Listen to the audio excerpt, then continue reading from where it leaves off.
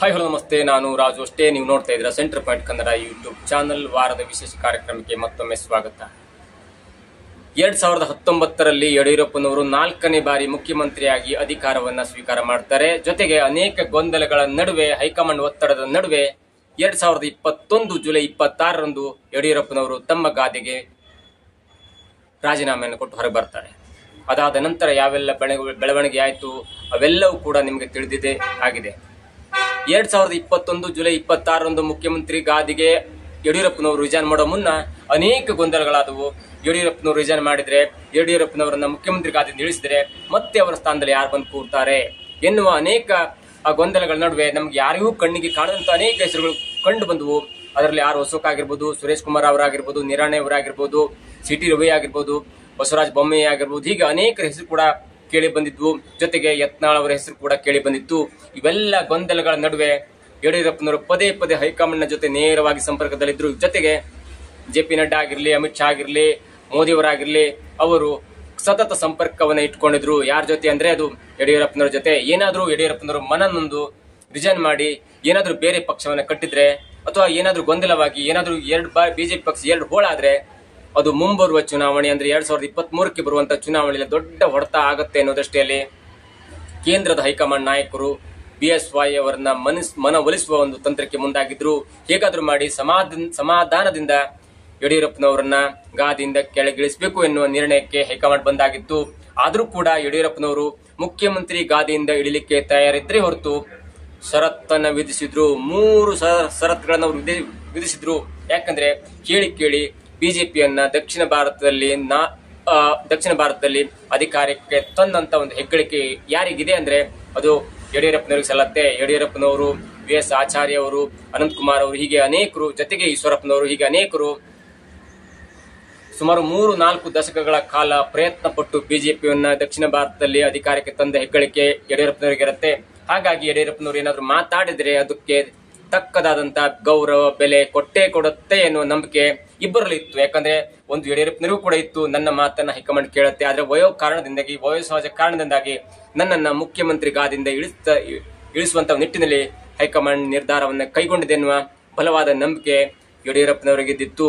ಯಡಿಯೂರಪ್ಪನವರು ಕೂಡ ಅಂದ್ರೆ ಸಾಮಾನ್ಯ ಹೇಳಿಕೆಯಿಂದ, ಹೈಕಮಾಂಡ್ ಒತ್ತಡದಿಂದ ತಾನು ಮುಖ್ಯಮಂತ್ರಿ ಗಾದಿಂದ ಇಳಿದ್ರು ಕೂಡ ನನ್ನ ಕೆಲವೊಂದು ಬೇಡಿಕೆಗಳಿದೆ. ಹಾಗಾಗಿ ಆ ಬೇಡಿಕೆಗಳನ್ನ ಪೂರೈಸಿದ್ರೆ ನಾನು ಸಲೀಸಾಗಿ ರಿಸೈನ್ ಮಾಡಿ ಪಕ್ಷದ ಸಂಘಟನೆಗೆ ಒತ್ತನ್ನು ಕೊಡ್ತೇನೆ ಮತ್ತು ನನ್ನ ಇಡೀ ರಾಜ್ಯಾದ್ಯಂತ ಪ್ರವಾಸವನ್ನು ಮಾಡಿ 2023ರಲ್ಲಿ ಮತ್ತೆ ಅಧಿಕಾರಕ್ಕೆ ಬರುವ ದೃಷ್ಟಿಯಲ್ಲಿ ನಾನು ಕ್ರಮವನ್ನು ಕೈಗೊಳ್ತೇನೆ, ಕೆಲಸವನ್ನ ಮಾಡ್ತೇನೆ ಎನ್ನುವ ವಿಶ್ವಾಸದ ನಿರ್ಣಯವನ್ನ ಹೈಕಮಾಂಡ್ಗೆ ತಿಳಿಸಿದ್ರು. ಹಾಗಾದ್ರೆ ಯಡಿಯೂರಪ್ಪನವರು ಮುಂದಿಟ್ಟಂತ ಆ 3 ಷರತ್ತುಗಳು ಏನು ಅನ್ನೋದನ್ನ ನೋಡ್ತಾರೆ. ಮೊದಲನೇ ಷರತ್ತು, ನೀವು ಯಾರನ್ನಾದ್ರೂ ಬೇಕಾದ್ರೆ ಮುಖ್ಯಮಂತ್ರಿ ಮಾಡಿ, ನಾನು ಜುಲೈ 26ರಂದು ಒಂದು ಘೋಷಣೆಯನ್ನ ಮಾಡಿ ನಾನು ಮುಖ್ಯಮಂತ್ರಿ ಸ್ಥಾನಕ್ಕೆ ರಿಸೈನ್ ಮಾಡ್ತೇನೆ. ಇದು ಷರತ್ನಲ್ಲಿ ಬರೋದಿಲ್ಲ, ನಾನು ರಿಸೈನ್ ಮಾಡ್ತೇನೆ. ಆದರೆ ನನ್ನ 3 ಷರತ್ತುಗಳನ್ನು ನೀವು ಒಪ್ಪಲೇಬೇಕು. ಹಾಗಾದ್ರೆ ಮಾತ್ರ ನಾನು ಯಾವುದೇ ಗೊಂದಲವಿಲ್ಲದೆ, ಯಾವುದೇ ತಕರಾರಿಲ್ಲದೆ ಮುಖ್ಯಮಂತ್ರಿ ಹುದ್ದೆಗೆ ರಿಸೈನ್ ಮಾಡ್ತೇನೆ. ಹಾಗಾದ್ರೆ ಆ ಷರತ್ತು ಯಾವುದನ್ನ ನೋಡೋದಾದ್ರೆ, ನೀವು ಯಾರನ್ನಾದ್ರೂ ಮುಖ್ಯಮಂತ್ರಿ ಮಾಡಬಹುದು, ನನ್ನ ತಕರಾರಿಲ್ಲ. ಆದರೆ ಈ 3 ವ್ಯಕ್ತಿಗಳನ್ನ ನೀವು ಕ್ಯಾಬಿನೆಟ್ಗೆ ಸೇರಿಸಬಾರ್ದು. ಈ 3 ವ್ಯಕ್ತಿಗಳನ್ನ ಕ್ಯಾಬಿನೆಟ್ ನಲ್ಲಿ ಸೇರಿಸ್ಕೋಬಾರ್ದು. ಮುಖ್ಯಮಂತ್ರಿ ಯಾರನ್ನ ಬೇಕಾದ್ರೂ ಮಾಡಿ, ಆದ್ರೆ ಈ 3 ವ್ಯಕ್ತಿಗಳನ್ನ ನೀವು ಕ್ಯಾಬಿನೆಟ್ಗೆ ಸೇರಿಸುವಂತ ಒಂದು ಪ್ರಯತ್ನಕ್ಕೆ ಕೈ ಹಾಕಲೇಬಾರದು. ಒಂದು, ಆಪರೇಷನ್ ಕಮಲವನ್ನು ಮಾಡಿ 17 MLAಗಳನ್ನ JDS ಮತ್ತು ಕಾಂಗ್ರೆಸ್ ನಿಂದ ಎತ್ತಾಕೋ ಬಂದಂತ CP ಯೋಗೇಶ್ವರ್ ಅವರನ್ನ ನೀವು ಯಾವುದೇ ಕಾರಣಕ್ಕೂ ಕ್ಯಾಬಿನೆಟ್ ನಲ್ಲಿ ಸೇರಿಸಬಾರದು. ಕ್ಯಾಬಿನೆಟ್ ನಲ್ಲಿ ಅವರಿಗೆ ಮಂತ್ರಿ ಹುದ್ದೆಯನ್ನು ಕೊಡಬಾರದು ಎನ್ನುವ ಮೊದಲ ಷರತ್ತನ್ನ ಅವರು ಹಾಕಿದ್ರು. ಎರಡನೇದಾಗಿ, ಉತ್ತರ ಕರ್ನಾಟಕದಲ್ಲಿ ಈಗ ಪ್ರಭಾವಿ ಎನ್ನುವಂತೆ ಬಿಂಬಿತವಾಗಿರುವಂತಹ, ಹಿಂದೂ ಹುಲಿಯಂತೆ ಬಿಂಬಿತವಾಗಿರುವಂತಹ ಯತ್ನಾಳ್ ಅವರನ್ನು ಕೂಡ ನೀವು ಕ್ಯಾಬಿನೆಟ್ಗೆ ಸೇರಿಸ್ಕೋಬಾರದು. ಅಂದ್ರೆ ಯತ್ನಾಳ್ ಅವರಿಗೂ ಕೂಡ ನನ್ನ ಮೇಲೆ ಪದೇ ಪದೇ ಹೈಕಮಾಂಡ್ಗೆ ದೂರನ್ನ ಕೊಡ್ತಾ ಇರುವಂತಹ ಮುಖ್ಯಮಂತ್ರಿ ಹುದ್ದೆ ಬೇಕಂದ್ರೆ 2,000 ಕೋಟಿ ಕೊಟ್ಟಿದ್ದಾರೆ ಎನ್ನುವ ಒಂದು ಹೇಳಿಕೆಯಿಂದ ನನಗೆ ನೋವಾಗಿದೆ. ಹಾಗಾಗಿ ಯಾವುದೇ ಕಾರಣಕ್ಕೂ ಕೂಡ ನೀವು ಯತ್ನಾಳ್ ಅವರನ್ನ ಕ್ಯಾಬಿನೆಟ್ಗೆ ಸೇರಿಸ್ಕೋಬಾರ್ದು. ಮುಖ್ಯಮಂತ್ರಿ ಯಾರು ಬೇಕಾದ್ರೂ ಮಾಡಿ ನೀವು, ಆದ್ರೆ ಅವರಿಗೆ ಎರಡನೇ ವ್ಯಕ್ತಿಯಾಗಿ ಒಂದು CP ಯೋಗೇಶ್ವರ್ ಅವರಿಗೆ ಮಂತ್ರಿ ಸ್ಥಾನವನ್ನು ಕೊಡಬಾರದು. ಎರಡನೇದಾಗಿ ಯತ್ನಾಳ್ ಅವರಿಗೆ, ಬಸನಗೌಡ ಪಾಟೀಲ್ ಯತ್ನಾಳ್ ಅವರಿಗೆ ನೀವು ಮಂತ್ರಿ ಸ್ಥಾನವನ್ನು ಕೊಡಬಾರದು. ಮೂರನೇದಾಗಿ ಹುಬ್ಬಳ್ಳಿಯ ವಲಯದಲ್ಲಿ ಅಂದ್ರೆ ಹುಬ್ಬಳ್ಳಿ ಧಾರವಾಡ ಕ್ಷೇತ್ರದಲ್ಲಿ ಅತ್ಯಂತ ಪ್ರಭಾವಿಯಾದಂತ ಮತ್ತು ಬುದ್ಧಿವಂತ ರಾಜಕಾರಣಿಯಾದಂತ ಮತ್ತು ಲಿಂಗಾಯತ ಮುಖಂಡರಾದಂತ ಅರವಿಂದ್ ಬೆಲ್ಲದವರಿಗೆ ನೀವು ಸಚಿವ ಸಂಪುಟದಲ್ಲಿ ಸ್ಥಾನವನ್ನು ಕೊಡಬಾರದು. ಸಚಿವ ಸಂಪುಟದಲ್ಲಿ ಈ ಮೂವರಿಗೆ ನೀವು ಸ್ಥಾನವನ್ನು ಕೊಡಬಾರದು. ಜೊತೆಗೆ ಮೂರನೆಯ ಷರತ್ತನ್ನು ವಿಧಿಸ್ತಾರೆ. ನನ್ನ ಮಗನಾದ ವಿಜೇಂದ್ರ ಅವರಿಗೆ ನೀವು ಸಚಿವ ಸಂಪುಟದಲ್ಲಿ ಒಂದು ಪಟ್ಟವನ್ನು ಕೊಡಬೇಕು, ಒಂದು ಸ್ಥಾನವನ್ನು ಕೊಡಬೇಕು, ಒಂದು ದೊಡ್ಡ ಹುದ್ದೆಯನ್ನು ಕೊಡಬೇಕು.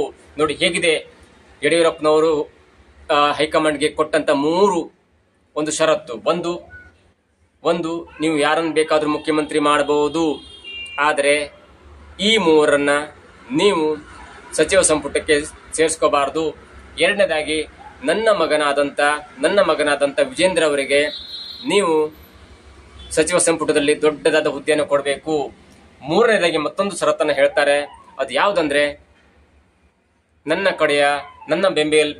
ಬೆಂಬಲಿಗನಾದಂತ ಮತ್ತು ಲಿಂಗಾಯತ ಮುಖಂಡನಾದಂತ ಬಸವರಾಜ ಬೊಮ್ಮಾಯಿ ಅವರಿಗೆ ನೀವು ಮುಖ್ಯಮಂತ್ರಿ ಪಟ್ಟವನ್ನು ಕೊಡಬೇಕು. ಈ ಮೂರನೇ ಆಪ್ಷನ್ ನಿಮಗೆ ಸಲಹೆ ಆಗಿ ಕೊಡ್ತೇನೆ. ಯಾಕಂದ್ರೆ ಅವರಿಗೆ ಈ ರಾಜಕೀಯ ವಲಯದಲ್ಲಿ ತುಂಬಾ ಜ್ಞಾನ ಇದೆ.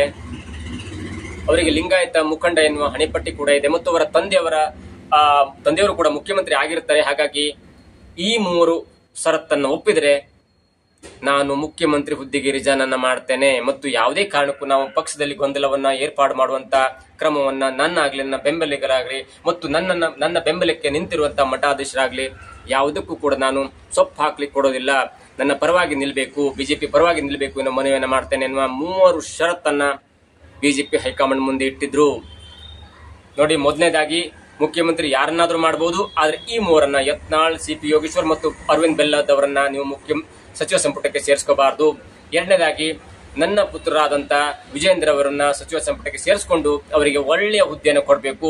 ಮೂರನೇದಾಗಿ ಅದು ನಿಮ್ಮ ಗಮನಕ್ಕೆ ಬಿಟ್ಟಿದ್ದು ಅಥವಾ ನಿಮ್ಮ ಲೆಕ್ಕಾಚಾರಕ್ಕೆ ಬಿಟ್ಟಿದ್ದು. ನೀವು ಮುಖ್ಯಮಂತ್ರಿ ಹುದ್ದೆಯನ್ನ ಯಾರನ್ನಾದ್ರೂ ಪರಿಗಣಿಸೋದಾದ್ರೆ ಬಸವರಾಜ ಬೊಮ್ಮಾಯಿ ಅವರಿಗೆ ನೀವು ಮುಖ್ಯಮಂತ್ರಿ ಹುದ್ದೆಯನ್ನ ಕೊಡುವುದು ಒಳಿತು, ಪಕ್ಷದ ಹಿತದೃಷ್ಟಿಯಿಂದ ಎನ್ನುವ 3 ಷರತ್ತನ್ನು ವಿಧಿಸ್ತಾರೆ.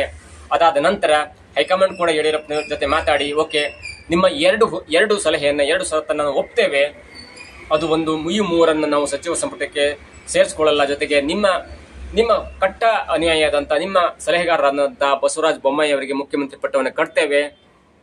ಆದರೆ ಈ 3ನೇ ಷರತ್ತಿದೆಯಲ್ಲ, ಅಂದ್ರೆ 2ನೇ ಷರತ್ತಿದೆಯಲ್ಲ, ವಿಜೇಂದ್ರ ಅವರನ್ನ ಸದ್ಯದಕ್ಕೆ ನಾವು ಸಚಿವ ಸಂಪುಟಕ್ಕೆ ಸೇರಿಸಿಕೊಳ್ಳೋದಿಲ್ಲ, ಮುಂದೆ ಕಾಲ ಬಂದಾಗ ಅವರಿಗೆ ಒಳ್ಳೆಯ ಹುದ್ದೆಯನ್ನು ಕೊಡ್ತೇವೆ ಎನ್ನುವ ಒಂದು ಆಶ್ವಾಸನೆಯ ನಡುವೆ ಯಡಿಯೂರಪ್ಪನವರು ಜುಲೈ 26ಕ್ಕೆ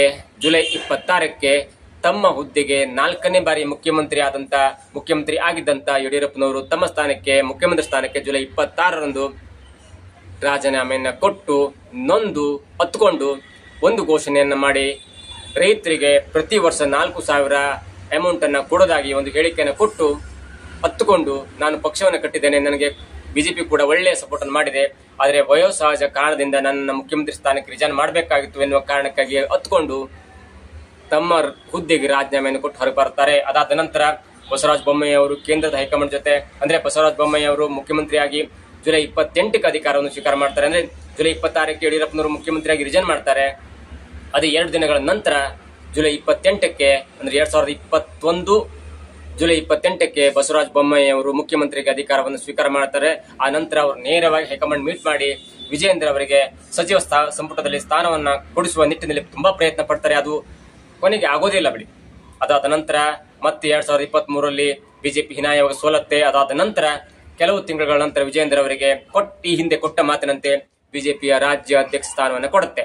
ನೋಡಿ ಹೇಗಿದೆ ಅಂದ್ರೆ, ಯಡಿಯೂರಪ್ಪನವರು ಮುಖ್ಯಮಂತ್ರಿ ಸ್ಥಾನದಿಂದ ಇಳಿಯುವಾಗಲೂ ಕೂಡ ಕೆಲವೊಂದು ಷರತ್ತುಗಳನ್ನ ಇಟ್ಕೊಂಡು ಕೆಲವೊಂದು ಷರತ್ತುಗಳನ್ನ ಹಾಕಿ ಆ ಷರತ್ತಿಗೆ ಹೈಕಮಾಂಡ್ ಮನ್ನಣೆಯನ್ನ ಕೊಡೋದಾದ್ರೆ ಆ ಷರತ್ತಿಗೆ ಬೆಲೆ ಕೊಡೋದಾದ್ರೆ ಮಾತ್ರ ನಾನು ಮುಖ್ಯಮಂತ್ರಿ ಹುದ್ದೆಗೆ ರಿಜೈನ್ ಮಾಡ್ತೇನೆ ಎನ್ನುವ ಷರತ್ತನ್ನು ಹಾಕಿ ತನ್ನ ಮನವಿಯನ್ನ ಸಾಕಾರಗೊಳಿಸಿಕೊಂಡು ಮುಖ್ಯಮಂತ್ರಿ ಹುದ್ದೆಗೆ ರಿಜೈನ್ ಮಾಡಿರ್ತಾರೆ.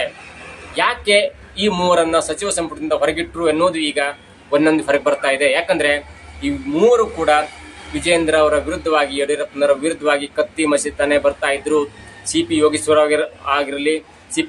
ಅವರಾಗಿರ್ಲಿ, ಯತ್ನಾಳ್ ಅವರಾಗಿರ್ಲಿ, ಜೊತೆಗೆ ವಿಜೇಂದ್ರ ಅವರಿಗೆ ಮುಳ್ಳಾಗ್ತಾರೆ, ದೊಡ್ಡ ಮುಖಂಡರಾಗಿ ಬೆಳೀತಾರೆ ಎನ್ನುವ ಕಾರಣಕ್ಕಾಗಿ ಅಥವಾ ಅನೇಕ ಬ್ಯಾಕ್ಗ್ರೌಂಡ್ ಕಾರಣಕ್ಕಾಗಿ ಅರವಿಂದ್ ಬೆಲ್ಲದವರನ್ನು ಕೂಡ ಸಚಿವ ಸಂಪುಟದಿಂದ ಹೊರಗಿಟ್ಟು ಅವರ ರಾಜಕೀಯ ಭವಿಷ್ಯ ಉಜ್ವಲವಾಗಬಾರದು ಎನ್ನುವ ದೃಷ್ಟಿಯಲ್ಲೋ ಅಥವಾ ಬೇರೆ ಬೇರೆ ಕಾರಣದಿಂದಾಗಲೂ ಗೊತ್ತಿಲ್ಲ, ಈ ಮೂವರನ್ನ ಬಸವರಾಜ ಬೊಮ್ಮಾಯಿ ಅವರ ಸಚಿವ ಸಂಪುಟದಿಂದ ಹೊರಗಿಡುವಲ್ಲಿ ಯಡಿಯೂರಪ್ಪನವರ ಷರತ್ತು ಮುಖ್ಯವಾಗಿ ಕಾರಣವಾಗುತ್ತೆ. ಇದಾಗಿತ್ತು ಇವತ್ತಿನ ವಿಶೇಷ. ಮುಂದಿನ ವಾರ ಮತ್ತೊಂದು ವಿಶೇಷ ಎಪಿಸೋಡ್ನೊಂದಿಗೆ ನಿಮ್ಮ ಮುಂದೆ ಬರ್ತೇವೆ. ನಮಸ್ಕಾರ.